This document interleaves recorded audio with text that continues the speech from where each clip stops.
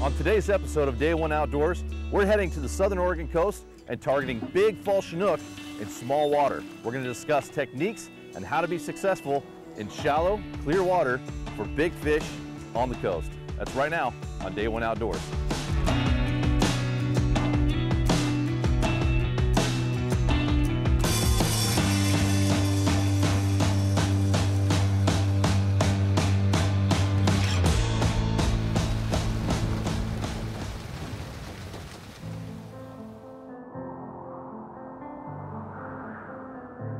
Forecast showers and thunderstorms today with strong southwesterly winds to 37 miles per hour. It's a numbers game, especially for the situation that we're in. We're coming off of a high water event here 48 hours ago. The outdoors is not a hobby. It's not our passion. It is our way of life. We make the perfect cast, slow our breathing to execute a perfect shot, spend hours researching locations and techniques. Regardless of effort, we fail. This series is not about incredible bites or trophy animals. Our goal here at Day One Outdoors is to educate our viewers utilizing new technology to offer a different perspective. Watch as we research new areas, plan out the day, and adjust to changing conditions. If not for other experienced outdoorsmen teaching me along the way, I wouldn't have this life. I owe it to them to pass this knowledge along. I owe it to you. Join us here on Day One Outdoors, and let's learn how to become more successful in the field and on the water from day one.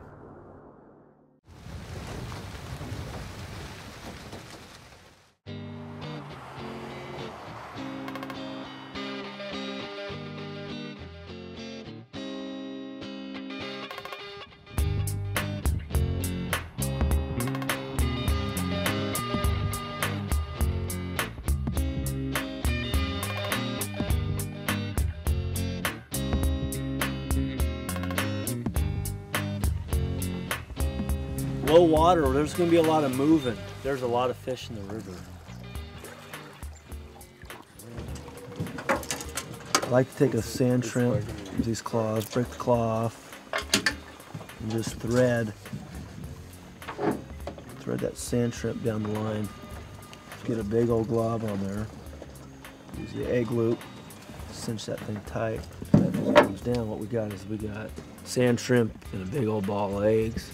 Couple foot leader, and we're fishing shallow, so this is going to fish. All right, we're on a south coast Oregon stream of Sixes today. It's the river that's fishing down here. It's green, looks good, but we do have low flows, so the holes are going to be tight, be fun. So we're going to be moving down to try to find a good hole that we can kind of run our program through, the eggs, and with floats, back bouncing, things like that. So there's a couple boats ahead of us, but with these tight streams, that's the way it is. You just kind of have to work with everybody.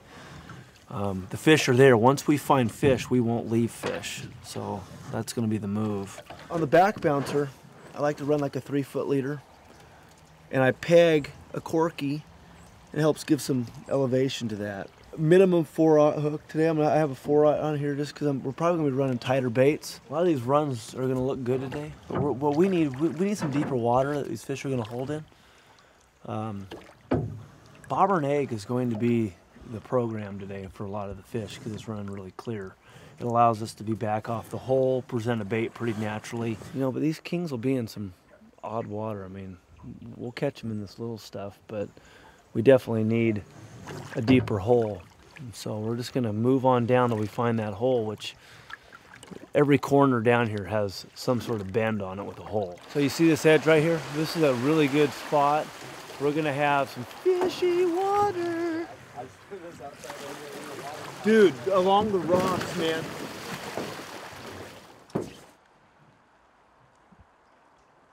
Surface flavor here. This looks pretty muddy.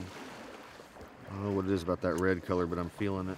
I'm sitting at about, I guess about 7 feet here. I might slide this back down, but this knot on the main line here is a bobber stop, and you could slide this down the line or up the line.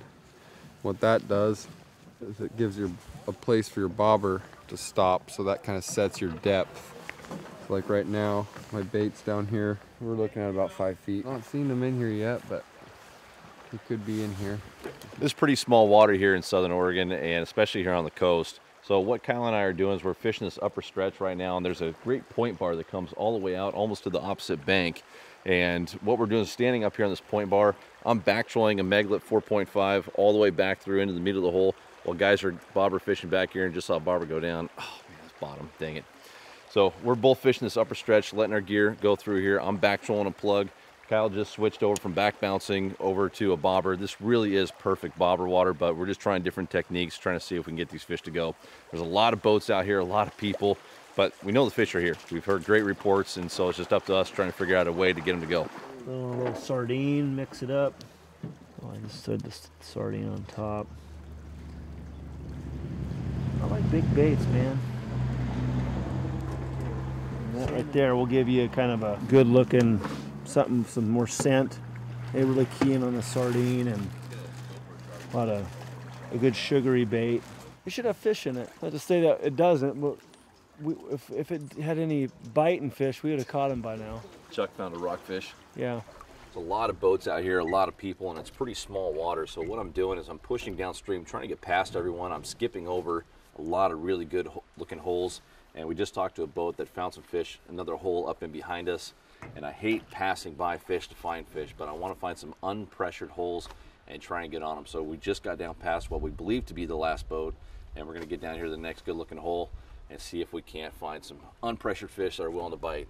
Sounds like that boat that we just passed by found quite a few fish, so we know that they're in here. We just need to find another pot of them. Right there, we start. So Cody just got us anchored up in the hole here. Just let a bobber float right out behind the boat, straight downstream, and instantly got bit. Took the eggs off, so I'm gonna put a new glob of eggs on and try it again, see what happens. There we go. Oh, it's he's on the boat. Right here. I can see the fish. The little guy. Just caught our first fish of the day here right now. It's a smaller one. And we're allowed one wild Chinook per person. So it's because it's a small one, I'm just gonna go ahead and let it go. I'm actually really impressed how hard this little fish fought, but we are real close to the ocean.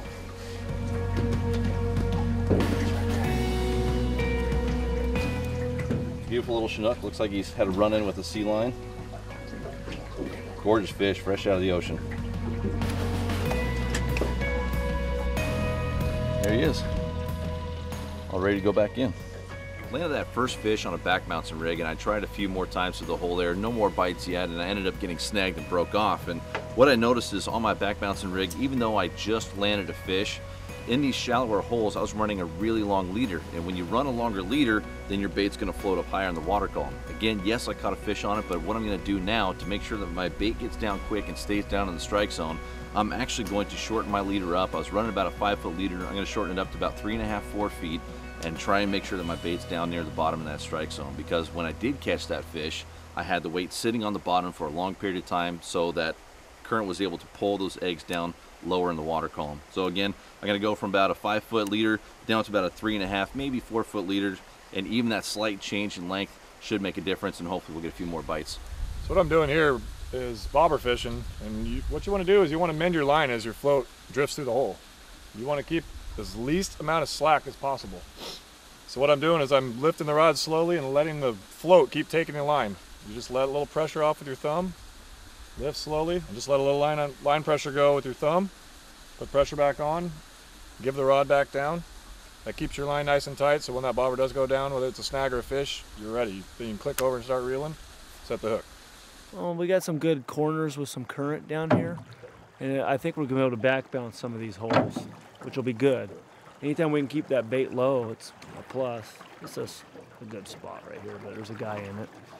We've let this hole rest for a few minutes here now, and Ryan just put a couple more passes with his bobber through the hole and really hasn't got any more bites. Well, when we first pulled in, we had 3 or 4 bites right away, so we know that there's more than one fish in here than the one that we got back bouncing. So in cases like this, what you want to do is change up your keers. I have 4 different keers here we're going to try today, and Ryan just put on a brand new glob of eggs with a different flavor of keer. Sometimes those little subtle changes like that can't get these fish that have been pressured by us to go again. And so we're going to mess around with a lot of different keers.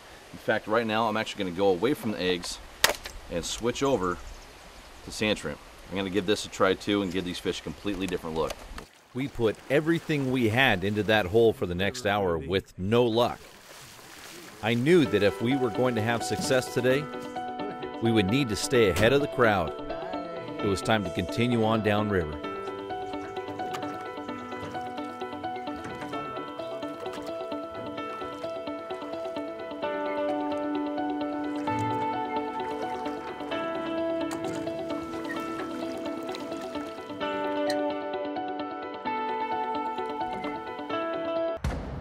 Fishfield is your one-stop shop online for the gear you need here in the Pacific Northwest and beyond.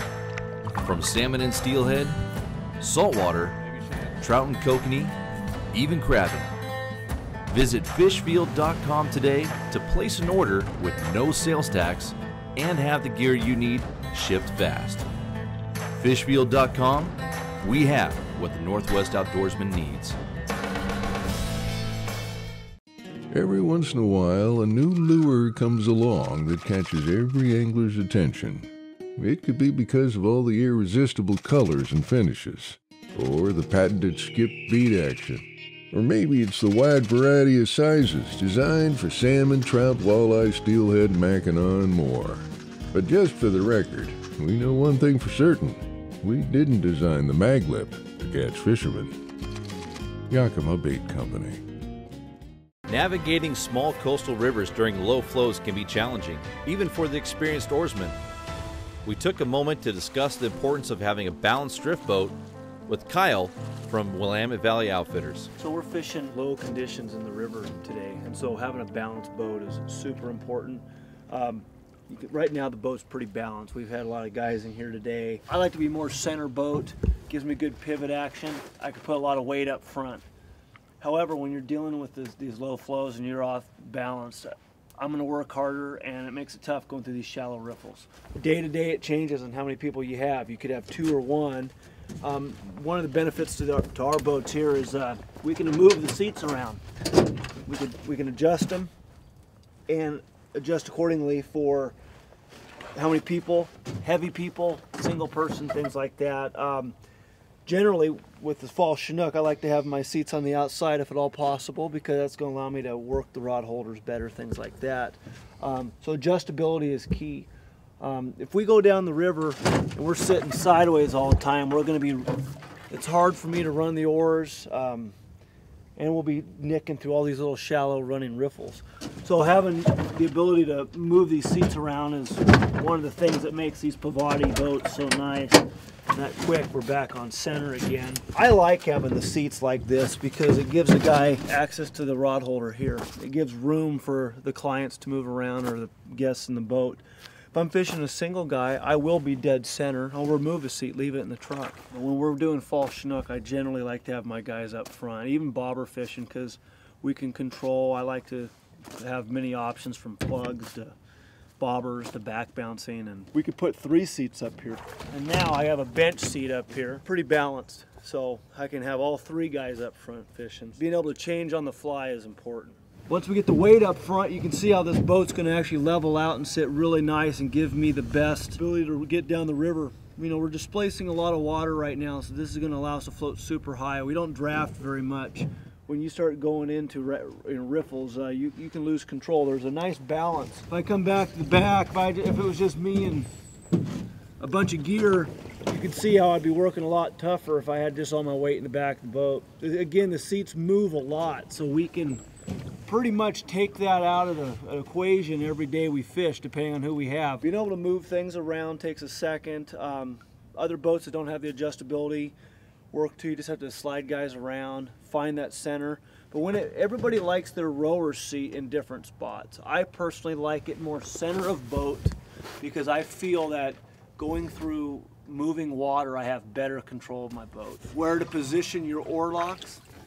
Generally, the knees is a good place to start for people. This is going to give us, you know, a fair range of motion when we're running. With the adjustability, you know, depending on how big you are, wingspan, things like that, you can really move this around. However, if I wanted everybody up front and I wanted to offset the weight more, I could move my seat back a couple positions, put my oar locks even back further. Cody's boat up there, he sits his completely different than mine based on the weight. He's got one guy up front, one guy in the back. Today we ran 2 and then 1.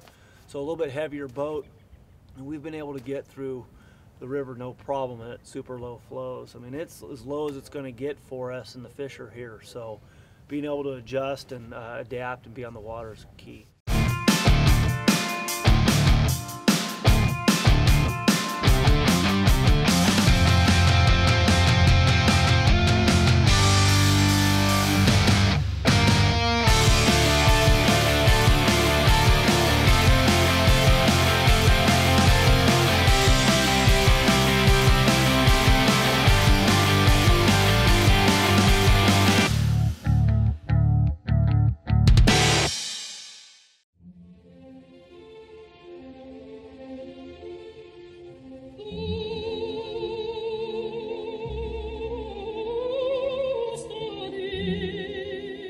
Salmon swim up to 3,000 miles to return to their exact place of birth to reproduce.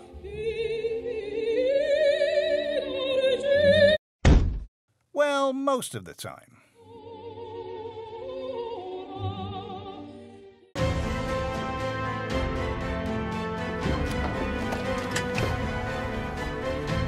There he is. All ready to go back in. With just one fish so far today, we decided to continue moving quickly downstream in search of better holding water. We knew we would come across a deep hole with lots of staging salmon. And there it was, loaded with boats. Even though there was a crowd, we decided to find a place to anchor and see if we could get a pressured Chinook to bite.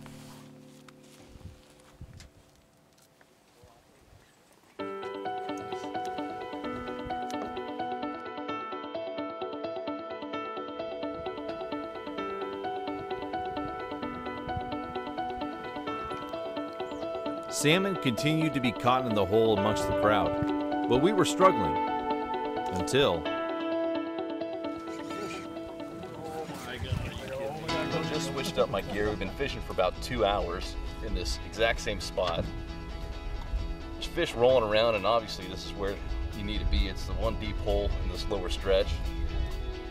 A lot of boats, a lot of people, and in high pressure situations like this, sometimes you need to go small. So I went down to a size 3/0 hook, real tiny bait about the size of a quarter. I just kept changing up baits from sand shrimp to a couple different kinds of eggs, and went deeper and found a biter. See if we can get our first adult into the boat. Oh, it just broke off. Just came off. It's so frustrating. And one of the reasons why is because I'm using a smaller hook. You can't get a real good hook set in these fish, so that's a shame. But the good news is that we know it works. So I'm just gonna rebait and go back out there and do it again. So close.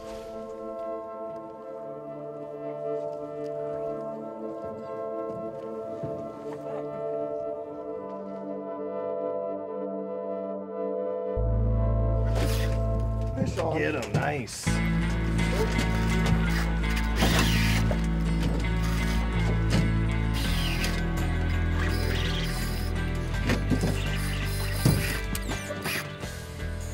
Oh, did he wrap me on something? Is there some... Oh, he broke it off right there. Bummer. Dude. Oh man, I was reefing on him. I got wrapped on a log down in the hole there. That fish wrapped me around there and I couldn't do anything, so it ended up breaking off. So I'm getting back in the game now. Gonna hopefully stick another one here soon.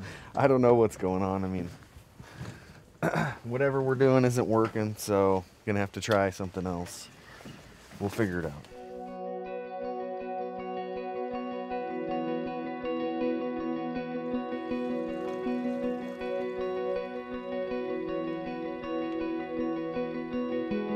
We've done a lot of different things. With the low water, bobbers bobber and egg seems to be the method of choice, simply because we can present the bait, you know. We haven't been able to do plugs yet today because we lack the holes. Quite a bit more pressure than we anticipated. We were able to back bounce a little bit, but then again, it's all about the conditions. We haven't really had the ideal flows for that either. So we've been sticking to the program that we know will catch fish. It's just, we have to put them on some fish. This is a good hole right here. This has got some depth to it. It's worth spending some time in since we're looking to get some fish. Right now, Ryan and I are changing up our techniques a little bit. This is the first hole that we've come to in probably the last 6 river miles where there's been enough current to actually run some plugs. And we've been hoping to do that all day long, and the fish have all been kegged up in these deep holes with no current in them. But this hole here looks to be about 4 to 6 feet deep. Not much. There may not be any fish holding here, but we got to change something up. Our time's running short, and so is our luck.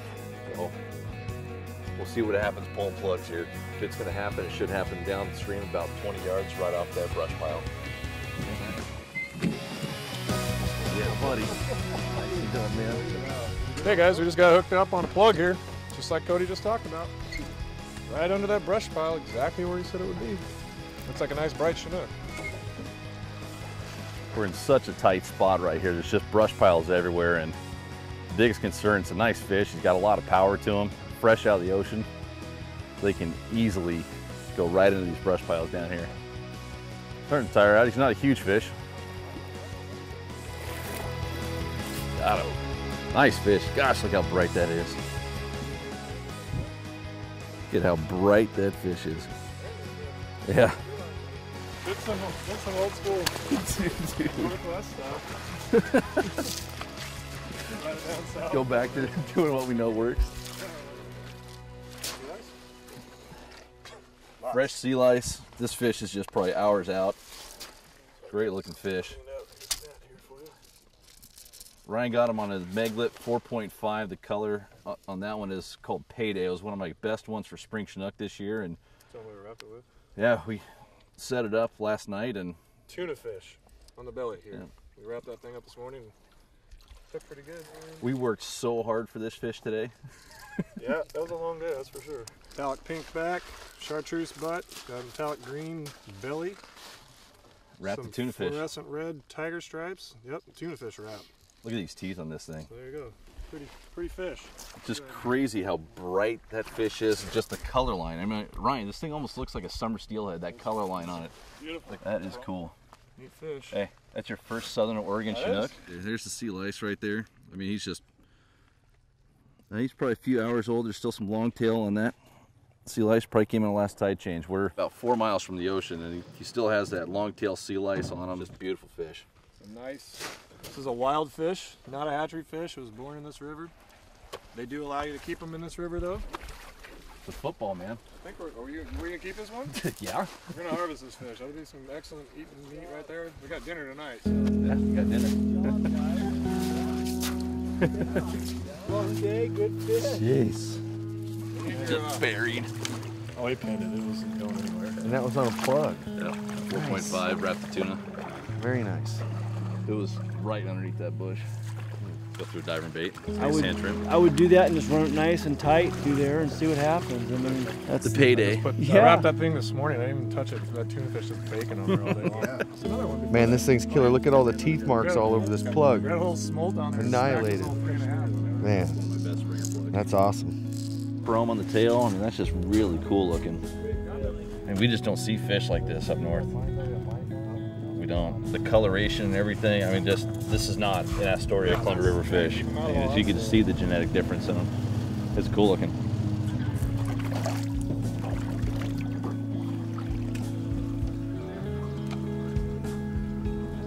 It's right about 31-inch fish, just probably about 12, 13 pounds. Not a huge one, but man, when you've been working this hard. We're getting set back up here at the top of this hole where Ryan just landed that fish on that mag lip, and we're gonna put that plug right back in the same spot, see if we're lucky enough to have a second fish there. Fish that bright, they usually come in pods, so one would think that there's another fish there. But again, this is really shallow water. Now what we're doing, we're actually changing things up. We ran one maglet 4.5 on the inside, which is the rod that got bit, and then we had a maglet 3.5 on the outside in the slower current and the shallower edge. Now we're gonna run a diver and bait through here too, and try and change up our technique and our approach just a little bit to try and see if we can entice another biter. And this is small water like we've been discussing all day, and there's just not enough room in this hole to put your lines out 60, 80 feet. So that fish bit at 40 feet. We're going right back to 40 on both rods, keeping them even. That way when the fish get the plug and the bait put in their face, they're right next to each other, so the fish can't turn left, can't turn right without seeing one or the other. So Kyle, we're just wrapping up our first day here on the Southern Oregon coast, and man, it is beautiful water, and this is really the smallest water I've ever fished for Chinook. Looked like great steelhead water, but I didn't expect to see that many big Chinook in water this small. That being said, it was a tough day, man.